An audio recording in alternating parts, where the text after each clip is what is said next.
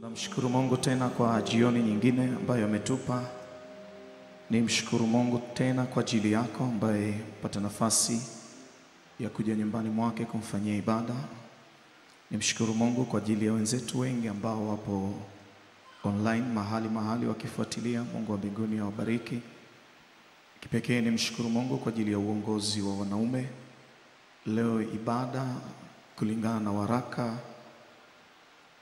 wa uongozi wa kanisa, ibada leo inaongozwa na wanaume, na nimshukuru Mungu kwa ajili ya viongozi wa wanaume. Tumshangilie Mungu kwa ajili yao.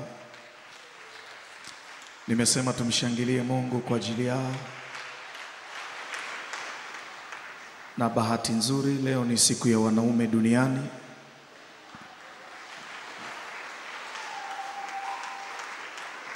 Kwa hiyo tupo kwenye zamu yetu sawa sawa. Mpe Yesu makofi mazuri. Bwana asifiwe. Bwana asifiwe. Bahati mbaya sana tulionayo wanaume.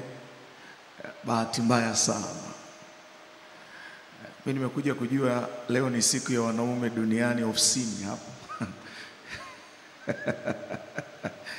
Hakuna mabango, hakuna chereko, hakuna nderemo. Ila ikiwa ya wamama unaweza ukaona mtikisiko wake.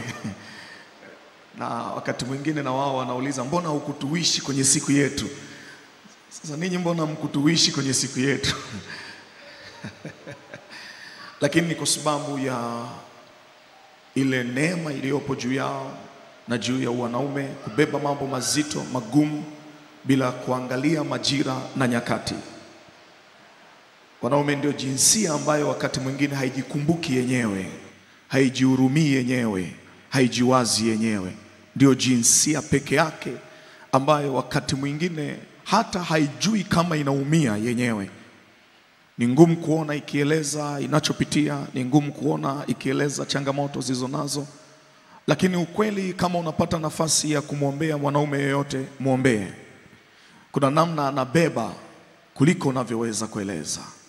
Bwana asifiwe. Kwa hiyo pale mwishoni, tumishi wa Mungu, utapata nafasi pia tuombe kwa ajili ya wanaume. Pamoja na kwamba tupo kwenye toba, lakini ni muhimu pia kuomba kwa ajili ya wanaume. Kitabu cha Timotheo wa kwanza mlango wa 2. Wenzangu wateama, naamini tuko vizuri kwa mtakuwa mnaniekea zile notes.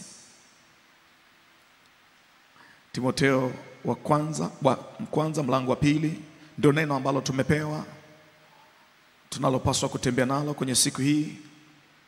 Lakini nimeunganisha pia na ujumbe ambao tunazungumza kwenye zamu hii, na namwamini Mungu kwamba kuna mahali tunaenda. Basi kabla ya mambo yote nataka huyu ni Paulo anamwambia mwanae Timotheo, kabla ya mambo yote nataka dua na sala na maombezi na shukurani zifanyike kwa ajili ya watu wote. Zifanyike kwa ajili ya watu wote, kwa ajili ya wafalme na wote wenye mamlaka, kwa ajili ya wafalme na wote wenye mamlaka. Tuishi maisha ya utulivu na amani katika utauwa wote na ustahivu. Tuishi maisha ya utulivu na amani katika utauwa wote na ustahivu. Hili ni zuri nalo la kubalika mbele za Mungu Mwokozi wetu. Lipi? Maombi, dua, sala, maombezi, shukurani vinapofanyika kwa ajili ya watu wote. Paulo anasema hili ni nzuri. Fungua tena kitabu cha Yoeli mlango wa 2. Yoeli mlango wa 2 mstari wa 12 mpaka 17. Yoeli mlango wa 2 mstari wa 12 mpaka 17. Lakini hata sasa, asema Bwana, nirudieni mimi kwa mioyo yenu yote, na kwa kufunga na kwa kulia na kwa kuombolea. Rarueni mioyo yenu wala si mavazi yenu, mkamrudie Bwana Mungu wenu, kwa maana yeye ndiye mwenye neema, amejaa huruma, si mwepesi wa hasira, ni mwingi wa rehema, naye hugairi mabaya. Ni nani ajuae kwamba hatarudi na kugeuka na kutuachia baraka nyuma yake, naam, sadaka ya unga na sadaka ya kinywaji kwa Bwana Mungu wenu. Pigeni tarumbeta katika Sayuni, takaseni saumu, kusanyeni kusanyiko kuu. Kusanyikeni watu, litakaseni kusanyiko. Wazee kusanyeni, kusanyeni wazee, kusanyeni watoto na hao wanyonyao maziwa. Bwana harusi na atoke chumbani mwake, na bibi harusi katika hema yake. Hao makuhani wahudumu wa Bwana waliye kati ya patakatifu na madhabahu, waliye kati ya patakatifu na madhabahu, na waseme, waachilie watu wako, e Bwana, wala usiutoe urithi wako upate aibu, hata mataifa watawale juu yao. Kwani waseme kati ya watu, kwani waseme kati ya watu, yuko wapi Mungu wao?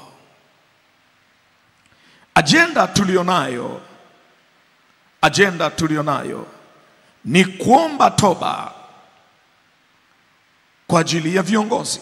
Sasa wenzangu, kama wanaweza kaniekea, kuomba toba ndio agenda ambayo tumepewa, kuombea viongozi na watendaji wa serikali wapate hekima na moyo wa toba, wapate hekima na moyo wa toba.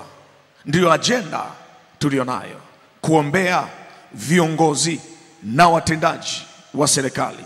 Mungu awape hekima, lakini pia Mungu awape moyo wa toba. Moja ya kitu ambacho akili yangu na akili yako inapaswa kujua, hakuna namna tunaweza kuvuka kwenye majira tulionayo kama Mungu hataruhusu rehema na neema zitufunike. Na rehema na neema haviwezi kuja kama moyo wa toba na moyo wa hekima haujanyanyuka ndani yetu. Sijajua sana namna unavyoomba wewe, lakini tunahitaji kuona hekima sana kwenye majira haya. Ile hekima ambayo si ya kibinadamu. Sasa hekima ya kibinadamu haina majibu ya maswali tulionayo. Hekima ya kibinadamu, kuna wakati viongozi wanapopita kwenye changamoto ambayo hawajawahi kupitia, wasipoombewa huwa wanakosea zaidi badala ya kutatua.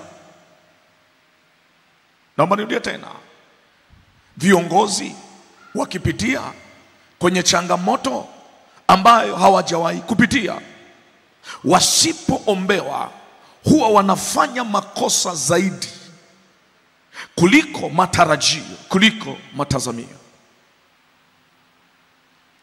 Na ndio maana tunajifunza moyo wa toba.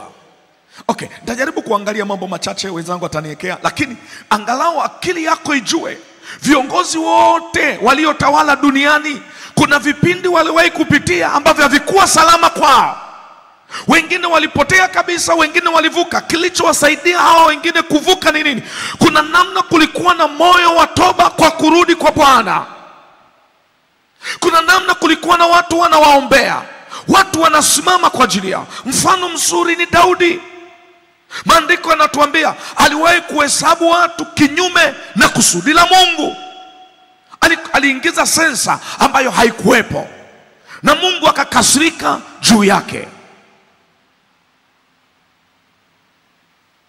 Na Daudi alipojua Mungu amekasirika, cheki kitu alifanya, alirudi kwa Bwana kwa toba, akiwa anatafuta Mungu amsaidie kuvuka.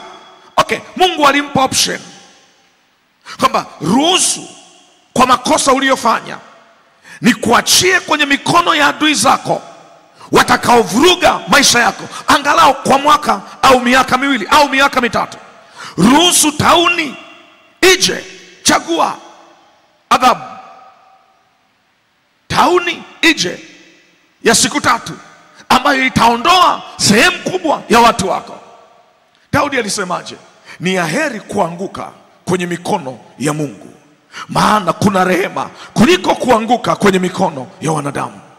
Kwa hiyo nipo tayari kuanguka kwenye mikono yako, kwa sababu kwenye mikono yako kuna rehema, kwenye mikono yako kuna msamaha, kwenye mikono yako kuna huruma. Kilichomsaidia ni moyo wa toba uliopo ndani yake. Moyo wa toba unaachilia hekima. Hakuna hekima kama hakuna toba. Kwa hiyo kama unapata nafasi ya kuwaombea viongozi, cha kwanza tunahitaji moyo wa toba. Na hapa nitazungumza toba kwenye maeneo mawili. Toba ya kwanza ni toba ya kanisa.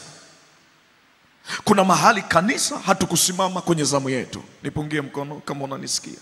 Kwa sababu kama Paulo anamwandikia Timotheo, anasema kabla ya mambo yote nataka, kabla ya mambo yote nataka, kabla ya mambo yote nataka, kabla ya kulaumu nataka, kabla ya kunyoosha vidole nataka, kabla ya kushutumu nataka. Maana yake nini? Kabla ya kanisa kuingia kuilaumu serikali, tunapaswa kujua sisi tulisimama kuiombea na kushauri na kusema kweli kiasi gani.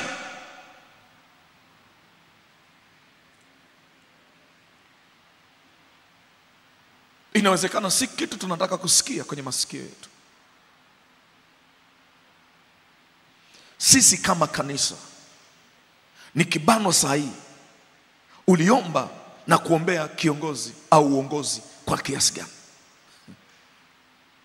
Ili tuishi maisha ya amani, ili tuishi maisha ya utulivu, tuliomba kiasi gani? Moja ya makosa kanisa la Tanzania linafanya ni kutoka kwenye nafasi ya kanisa na kuwa wanasiasa. Nipungie mkono. Si sentence nyepesi. Ngoja niweke namna hii. Ngoja niweke namna hii. Kanisa lina nafasi ya kuleta nuru mahali hakuna nuru. Kanisa lina nafasi ya kuleta ladha mahali ambako hakuna ladha. Kwa sababu imeandikwa kanisa ni nuru ya ulimwengu. Kanisa ni chumvi ya ulimwengu. Okay, sisi tulio kanisani tumekuwa chumvi huku kanisani kiasi gani ili chumvi yetu iguse na serikali? Nipungie mkono.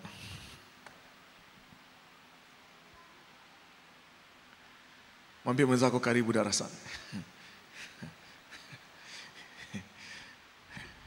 Kabla ya kuondoa kibanzi kilicho kwenye jicho la mwingine, ondoa boriti lililo kwenye jicho.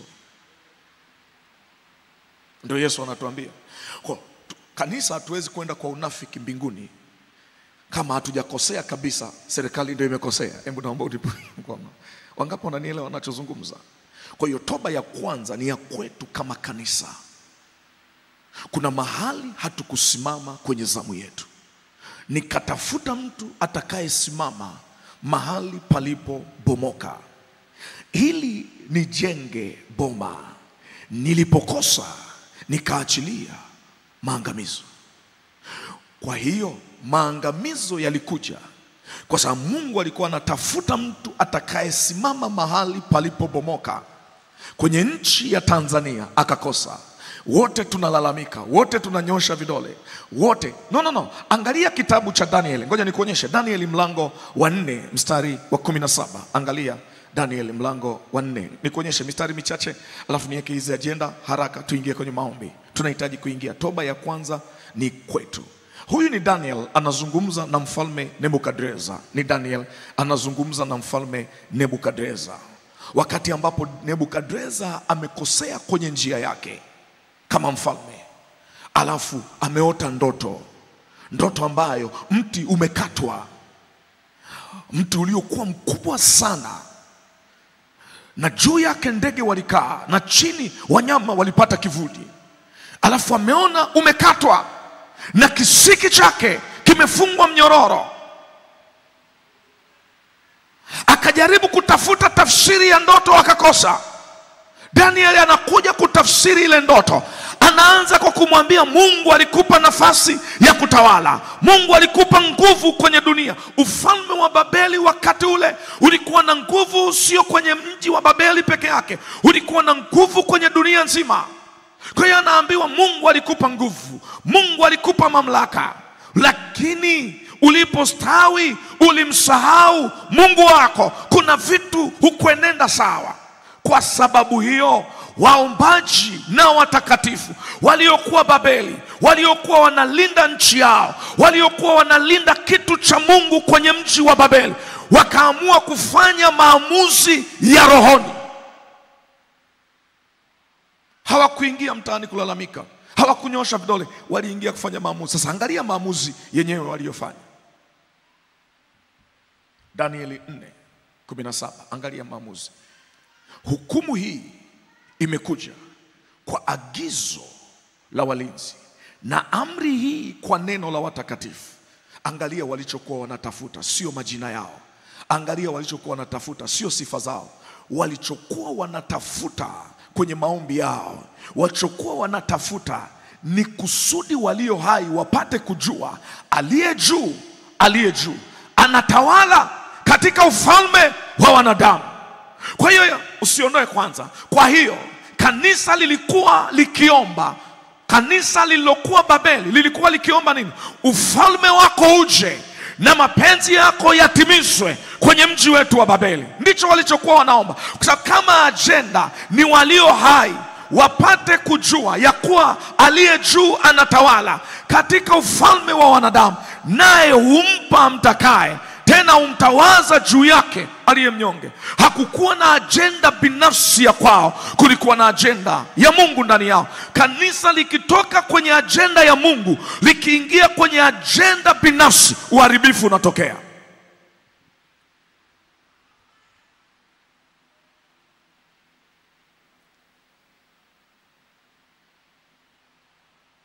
Acha tuzungumze. Siku kanisa tukianza kubeba agenda za kwetu badala ya agenda ya Mungu ya ufalme, mauti inapata nafasi. Kwa tunahitaji toba kama kanisa. Kuna mahali hatukusimama, mahali pa kukemea, mahali pa kushauri, mahali pa kukaripia, mahali pa kusema kweli, mahali pa kuomba. Ni wapi tulisimama? Tunaweza kulaumu vizuri, lakini tulisimamaje kwenye nafasi? Mungu akumbuke rehema katikati ya ghadhabu. Mungu akumbuke rehema katikati ya ghadhabu. Ndio Yoeli anasema, njoni, iteni kila mtu, ita kila mtu, waambie waje madhabahuni. Wafanye nini? Walie kati ya madhabahu na patakatifu, waseme Bwana waachilie watu wako. Okay, niweke ile agenda watu wa Mungu ya rehema. Niweke ile agenda ya rehema kwenye zile notes. Niweke ile agenda, nizungumzie hicho kipengele kidogo, alafu tuondoke. Toba inaleta rehema na neema za Mungu zilizobeba nyakati mpya. Toba inaleta rehema na neema za Mungu zilizobeba nyakati mpya. Nyakati mpya zinapaswa kuanzia kanisani. Naomba unipungie mkono.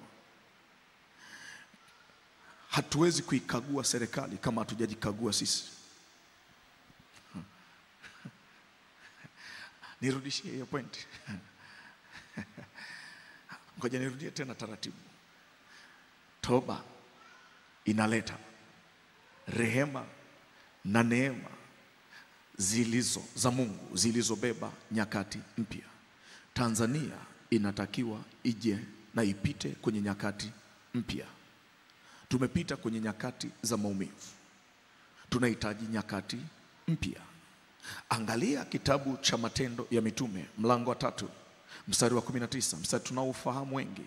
Matendo ya Mitume 3:19, tubuni basi mrejee, dhambi zenu zifutwe. Tunachotafuta ni nini? Dhambi zenu zifutwe, zipate kuja nyakati. Ile neno ni muhimu. Zipate kuja nyakati za kuburudishwa kwa kwako kwake Bwana.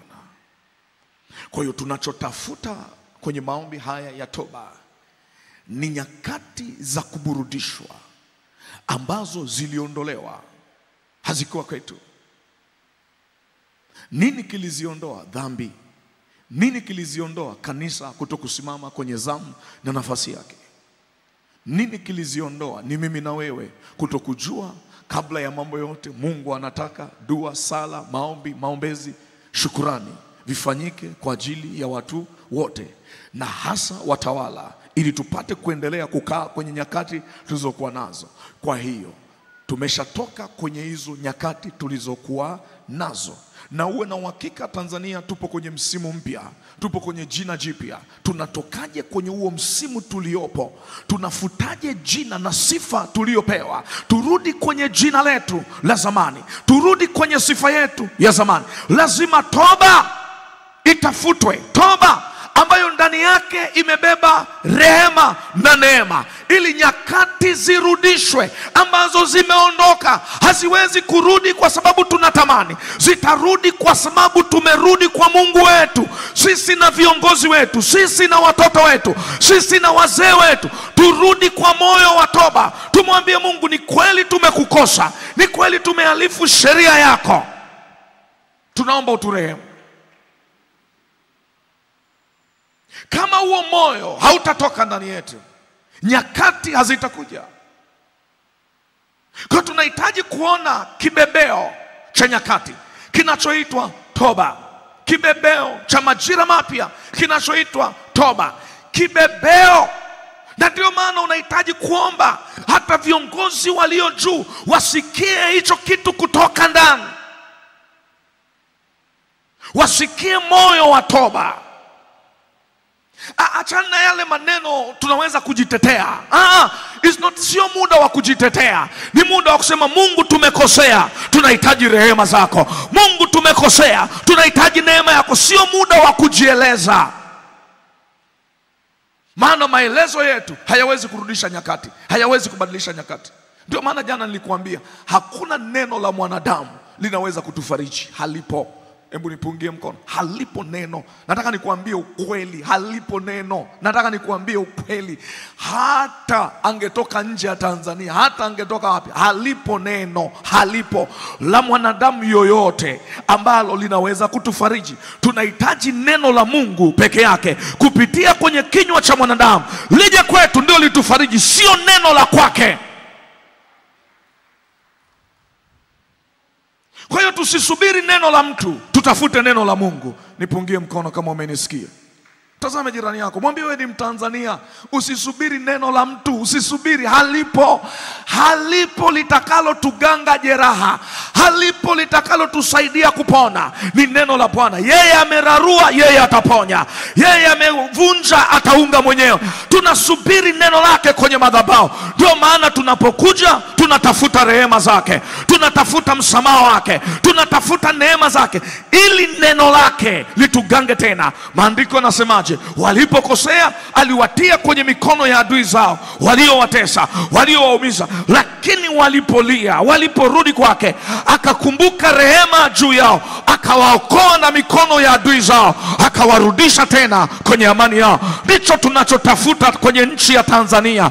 Tanzania tulipokosea, Mungu alitutia kwenye mikono ya adui zetu, bila kujali alitokea wapi, lakini mikono ya adui zetu. Tunachotafuta ni kurudi kwa Bwana. Ikiwa watu wangu walioitwa kwa jina langu watanyenyekea na kutubu na kuacha njia yao mbaya, nitasikia kutoka juu mbinguni na nitaiponya nchi yao. Anayeponya sio mwanadamu, aliye na uponyaji wa Tanzania. Sikia Tanzania, hakuna mwanadamu aliyebeba uponyaji wako, maana misingi yako haipo kwenye mikono ya mwanadamu, ipo kwenye mikono ya Muumbaji, ipo kwenye mikono ya Muumbaji. Haujawahi kujitetea wewe kama Tanzania. Mungu amekuwa akikutetea majira yote. Mungu amekuwa akikupigania majira yote. Yule Mungu aliyekupigania nyakati za corona, analo neno la uponyaji juu yako. Yule Mungu ambaye alikutetea wakati wa nzige, analo neno la uponyaji juu yako. Tunamsubiri. Tanzania, mgoje Bwana, rudi kwake tena. Rarua moyo wako, wala sio mavazi yako. Rudi kwa toba, rudi kwa toba, rudi kwa toba, rudi kwa toba, rudi kwa toba. Kitakachotusaidia sio kuendelea kusikia maneno ya unabii ya kuumiza, ni kurudi kwa Bwana, ili Mungu atugange moyo, atupe hatua nyingine. Nyakati za kuburudishwa zipate kuja. Ndicho tunachotafuta kwa Mungu. Anahitajika mtu mmoja ambaye atasema, Mungu, kwa machozi yangu nimekubali kusimama mahali palipopomoka. Nchi haiangamii kwa sababu ya uovu. Nchi inaangamia kwa sababu ya wenye haki kutokusimama kwenye nafasi zao. Sikia tena. Kinachopoteza nchi nyingi is not sin. Sio dhambi, sio uovu. Ni wenye haki. Kimya cha wenye haki ni cha hatari zaidi kuliko uovu wa wenye uovu.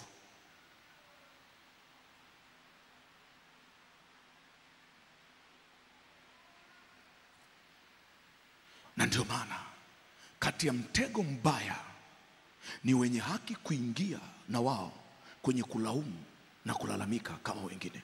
Huo ndio mtego mbaya zaidi.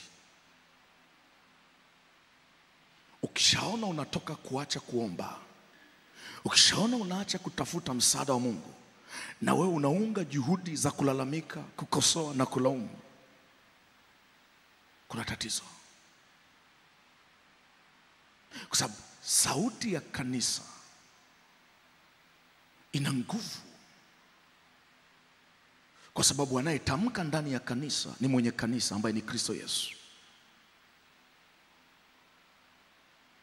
Kwa nataka angalau ajenda hii ya maombi ipate nafasi kwenye siku hii ya wanaume, ipate nafasi. Na nikwambie ukweli, tunahitaji zaidi pia kuomba toba na rehema za Mungu juu ya kizazi cha wanaume.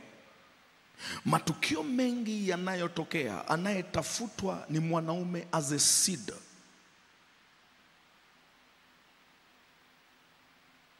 Unahitaji kuomba. Angalia matukio, namba kubwa ya wanaoguswa ni wanaume. Usifikiri ni kitu cha kawaida. Adui akiandaa ajenda ya kuharibu kizazi, atalenga wanaume.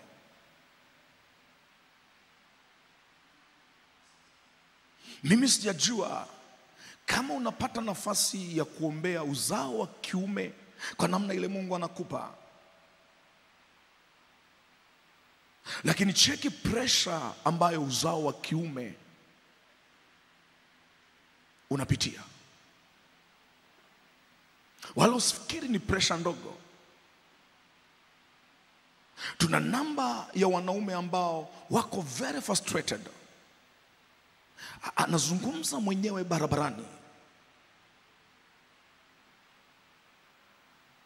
Nafsi yake imeinama mpaka chini. Ana jeraha ambazo hajui anatibiwaje. Kwa sababu maumivu alionayo yanaanzia nyumbani. Wanaomuona kama useless, wanaomuona kama mzigo. Akijaribu kukimbia nyumbani, akija mtaani akifikiri kuna afadhali. Anapofika mtaani, mtaa unampokea, unamuonyesha jinsi mambo yalivyo magumu. Anakimbilia wapi kupata faraja? Ni rahisi ukamwambia yale maneno mnayosemaga, mwanaume ni kupambana. Lakini nataka nikuambie, amepambana kuliko unavyoweza na hana matokeo.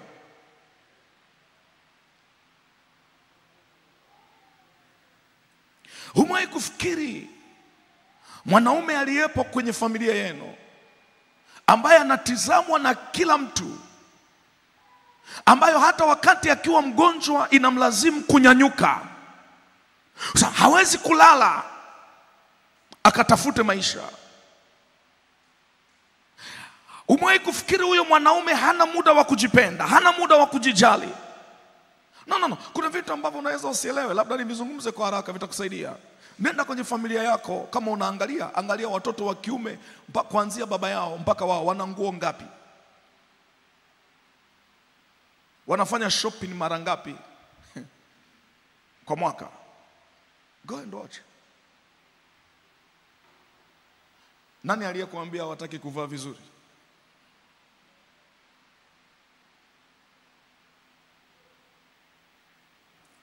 Kuna kitu wanapitia. Mwingine anakuja ofisini ndio mnamkumbusha hujachana nywele. Sio kwamba hakuna chana nyumbani, akili haipo. Rafiki yangu alikuwa ananiambia bosi wao alikuja amefunga kifungo kimoja kiko down, kingine kiko juu, na amevaa koti, apaki gari nje. Watu wakiona wanasema tutamani maisha yake, lakini sikio ndo anajua yuko kwenye stress zilizopitiliza. Anazungumza naye, mzee imekuaje? Mbona kama umesahau kufunga vifungo vizuri? No. Ni wewe tu radhi, okay. Nina vitu vingi kichwani. Na unajua bahati mbaya, kwa sababu wanaume wanatumia akili kutatua matatizo na sio hisia, inakuwa ngumu sana hata kushirikisha wanayopitia.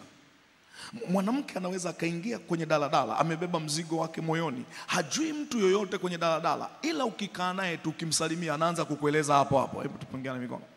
Wala hitaji saa 6 kukuzoea. Yani amekaa tu na wewe kwenye daladala, ukitabasamu tu anaanza kukueleza. Unajua dunia ina shida. Anatafuta kia kuanzia, anakushirikisha. Unajua kabisa huyo ameumizwa na kaka yake, ameumizwa na mume wake.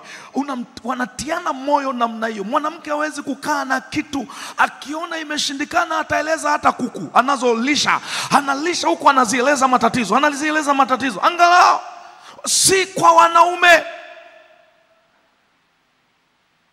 Mwanaume mpaka kueleze anachopitia, amekuamini sana, na anaweza asikueleze chote, akaeleza kasehemu kadogo.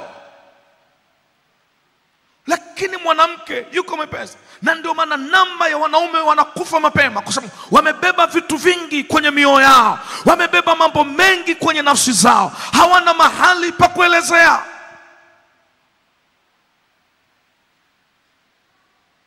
Kama kuna mwanaume nyumbani kwenu, mtie moyo, mwambie unapaswa kuishi. Mwambie pambana unavyopambana, ishi. Jitahidi uishi. Na nizungumze na wanaume tulioko hapa, tuishi. Kama kuna mwanaume pembeni yako, mwambie ishi. Pambana unavyopambana, ishi. Jipende, jitunze. Ikifika muda wa kula, kula vizuri.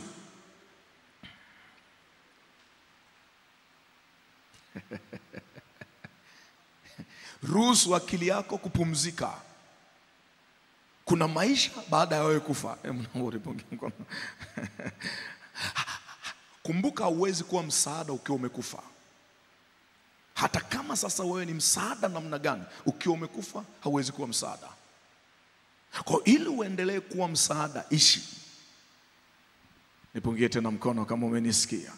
Kwa tunaingia kwenye toba. Wale wenzangu wataniwekea agenda nyingine moja kama ipo, and then tuingie kwenye toba dakika hizi chache. Angalau nitaka tuone kipengele kile cha rehema. Tunahitaji kujifunza tena kidogo rehema. Rehema na neema vinaondoa mauti na uharibifu.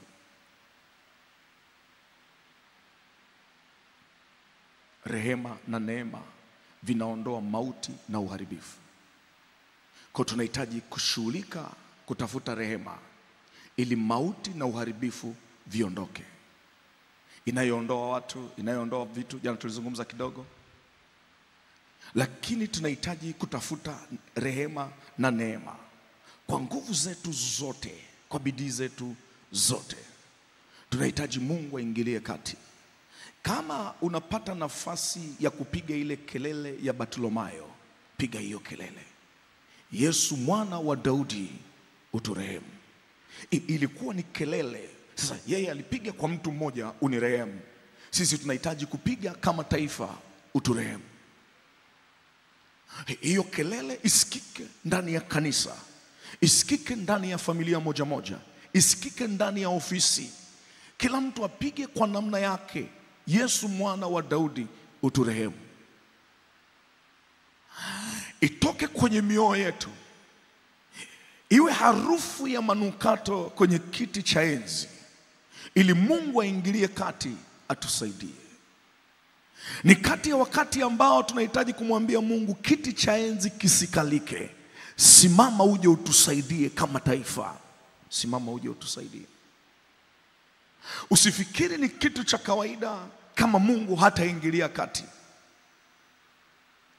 Tuna neema kubwa ya Mungu. Mataifa walioingia huo msimu, mengine hayajatoka mpaka leo.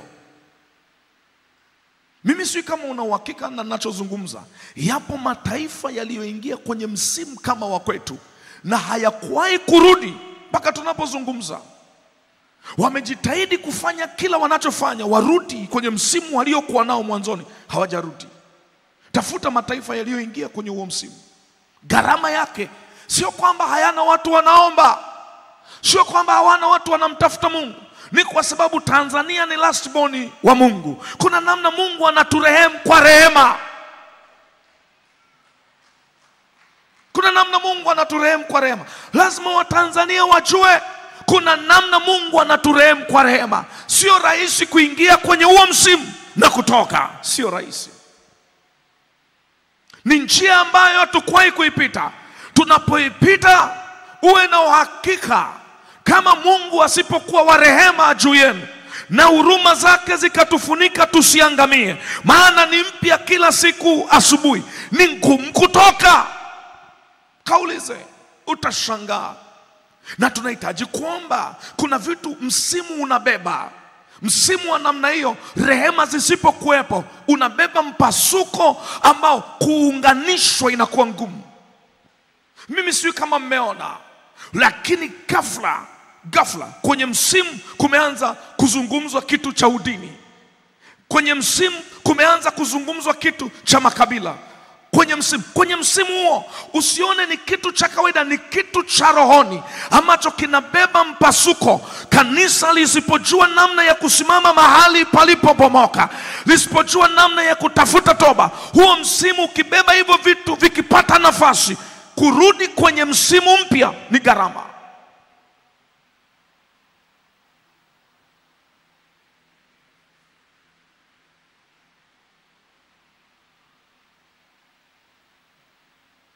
Na ndio maana tunahitaji hekima ya Mungu. Kila anayezungumza saa hii asizungumze kwa sababu anatamani kuzungumza. Mungu ampe cha kuzungumza ambacho kitaturudisha kwenye madhabahu kutafuta rehema, ambacho kitaturudisha kwa Mungu kutafuta rehema. Mtu asizungumze kwa sababu anataka kuzungumza, azungumze kwa sababu Mungu ameweka neno la kuzungumza kwenye kinywa chake. Ni makosa kufikiri mazungumzo yanayoendelea na kila mtu ni salama kwetu. Maneno mabaya, mazungumzo mabaya huharibu tabia njema. Mauti na uzima huwa katika uwezo wa ulimi, na wanaopenda watakula matunda yake. Ni nani anayependa kuona siku nyingi? Nani anayependa kuona mema? Nani anayependa kuona utulivu? Alinde ulimi wake na mabaya na midomo yake na kusema hila.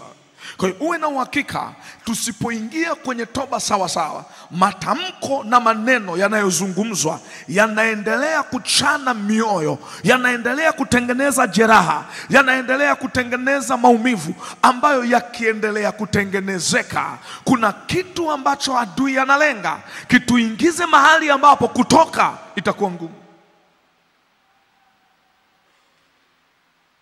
We need to pray. Usiombe tu kwa sababu unaomba. Omba kwa sababu ndio nchi yako. Huna mahali pengine. Nimepata nafasi ya kwenda Kongo, nizungumze hii alafu nimalize. Mwaka jana nilipata nafasi ya kwenda Kongo.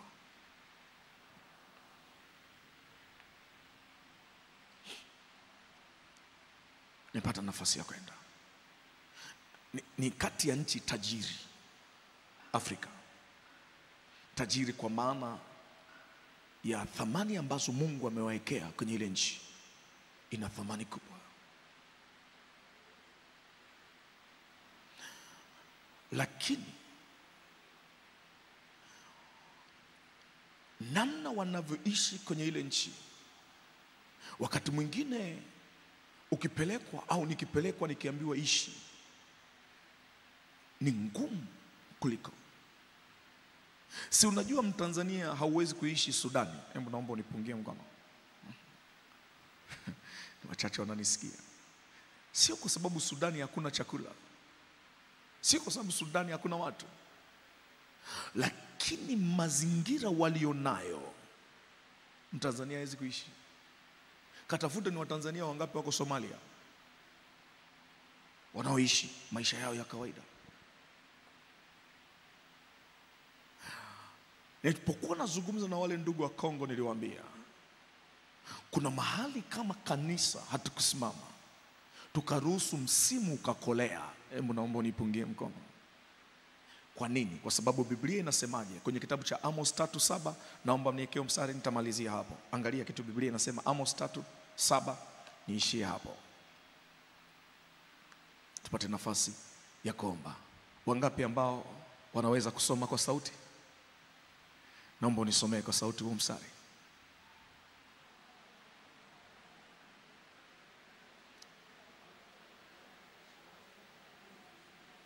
Sijasikia sauti yako.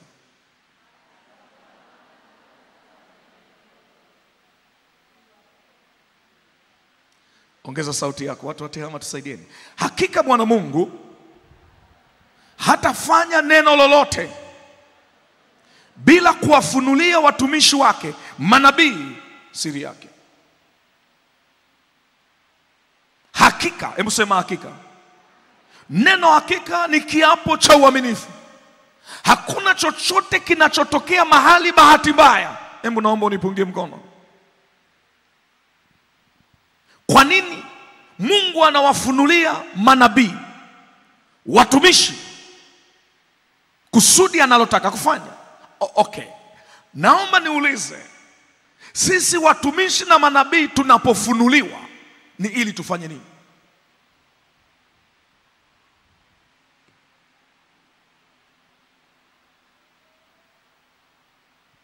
Kwa sababu moja ya kitu kigumu sana kwenye nyakati tulizonazo ni tafsiri ya unabii na maana ya unabii. Naomba nipungie mkono kama umenisikia.